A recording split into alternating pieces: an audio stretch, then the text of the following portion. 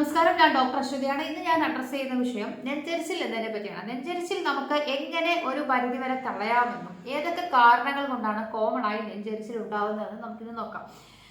നെഞ്ചരിച്ചിൽ ഒരു വിഭാഗം എടുക്കുകയാണെന്നുണ്ടെങ്കിൽ അത് ചില അസുഖങ്ങളുടെ ലക്ഷണമായിരിക്കാം. ഒരു വിഭാഗം എടുക്കുകയാണെന്നുണ്ടെങ്കിൽ ചില സാഹചര്യങ്ങളിലെ സമ്മർദ്ദം മൂലമോ ചില സാഹചര്യങ്ങളിൽ നമ്മൾ കഴിച്ച ഭക്ഷണത്തിന്റെ രീതി കൊണ്ടോ നമ്മളുടെ ചില കാര്യങ്ങൾ കൊണ്ടോ ആയിരിക്കാം ഒരു സൈഡിൽ നോക്കുകയാണെന്നുണ്ടെങ്കിൽ. അപ്പോൾ ഈ ലെഫ്റ്റിൽ പറഞ്ഞ കാര്യങ്ങൾ നോക്കുകയാണെന്നുണ്ടെങ്കിൽ ചില സാഹചര്യങ്ങൾ, ചില ഭക്ഷണ രീതികൾ, ചില സമ്മർദ്ദങ്ങൾ, ഇതൊക്കെ എന്താണെന്ന് നോക്കിയാൽ ഭക്ഷണ രീതി ഒന്നാമതായി എടുക്കാം. നമുക്കറിയാം, നമ്മൾ കഴിക്കുന്ന ആഹാര പദാർത്ഥങ്ങൾ ദഹിക്കണമെന്നുണ്ടെങ്കിൽ വയറ്റിൽ ഹൈഡ്രോക്ലോറിക് ആസിഡ് പോലുള്ള ദഹന രസങ്ങൾ ധാരാളമായി അടങ്ങിയിട്ടുണ്ട്. അതൊക്കെ അസിഡിക് സ്വഭാവമുള്ളതായി ആയതുകൊണ്ട് തന്നെയും നമ്മൾ കൂടുതലായി അസിഡിക് ആയിട്ടുള്ള ഭക്ഷണങ്ങൾ കഴിക്കുന്ന പുളി, ചിലപ്പോൾ ചില ഗ്രേസ് ഉണ്ടായി ചില ആൾക്കാർ പെട്ടെന്ന് കുറെ പുളി കഴിക്കുന്നു, ഉപ്പും മുളകും ഒക്കെ കൂട്ടി, അങ്ങനെയുള്ള സാഹചര്യത്തിൽ നെഞ്ചരിച്ചിലുണ്ടാവാം.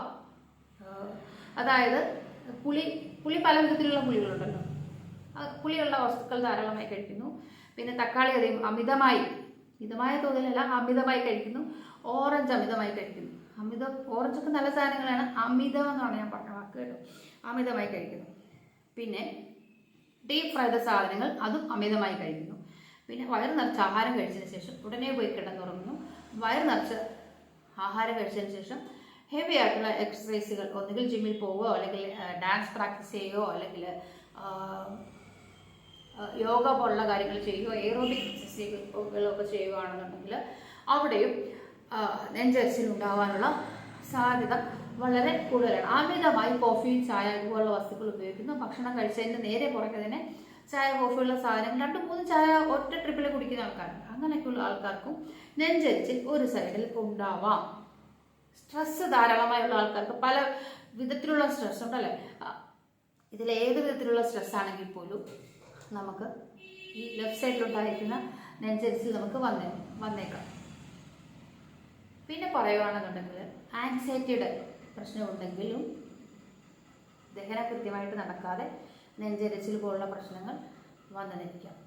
ഇതെല്ലാം ചില സാഹചര്യങ്ങളും സന്ദർഭങ്ങളും നമ്മൾ കഴിച്ച ഭക്ഷണ പദാർത്ഥങ്ങളും ഒക്കെയാണ്. ഉറക്കമില്ലായ്മ, ഇതൊക്കെയും ഉറക്കമില്ലായ്മ എന്ന് പറഞ്ഞാൽ ചില അസുഖങ്ങളുടെ ഭാഗമായിരിക്കാം, മനസ്സിലുണ്ടാകുന്ന ചില പ്രശ്നങ്ങളുടെ ഭാഗമായിരിക്കാം, അല്ലെങ്കിൽ ഓവറായിട്ട് പകൽ ഉറങ്ങിയതിൻ്റെ ഭാഗമായിരിക്കാം. അങ്ങനെയൊക്കെയുള്ള സാഹചര്യത്തിലും നെഞ്ചരിച്ചിൽ വന്നേക്കാം.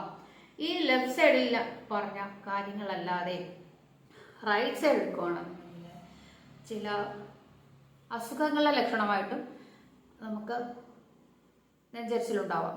അസുഖങ്ങൾ എന്ന് പറയുമ്പോൾ hiatus hernia, peptic ulcer, carcinoma oesophagus, ഇങ്ങനെയൊക്കെയുള്ള കാര്യങ്ങൾ നമുക്ക് നെഞ്ചരിച്ചിൽ വിട്ടുമാറാതെ വന്നിരിക്കാം.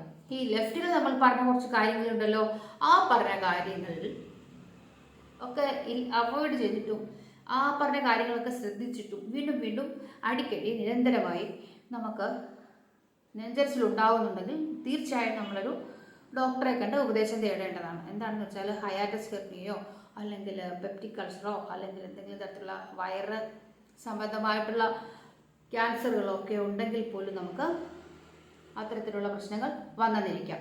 അപ്പോൾ ഈ നെഞ്ചരിച്ചിൽ സ്ഥിരമായി അനുഭവപ്പെടുന്ന ആൾക്കാർ ശ്രദ്ധിക്കുക. ഞാൻ ഈ സൈഡിൽ പറഞ്ഞ കുറച്ച് കാര്യങ്ങളുണ്ട്, അതിൻ്റെ കൂട്ടത്തിൽ ചേർക്കേണ്ടതാണ് മദ്യത്തിൻ്റെ ഉപയോഗം, ലഹരി പദാർത്ഥങ്ങളുടെ ഉപയോഗവും ചേർക്കേണ്ടത്. അതൊക്കെ ചെയ്തിട്ടും മാറുന്നില്ല, വീണ്ടും വീണ്ടും വന്നുകൊണ്ടേയിരിക്കുന്നെങ്കിൽ ഡോക്ടറുടെ ഉപദേശം തേടി എന്തുകൊണ്ടാണെന്ന് മനസ്സിലാക്കുക. ഓക്കെ.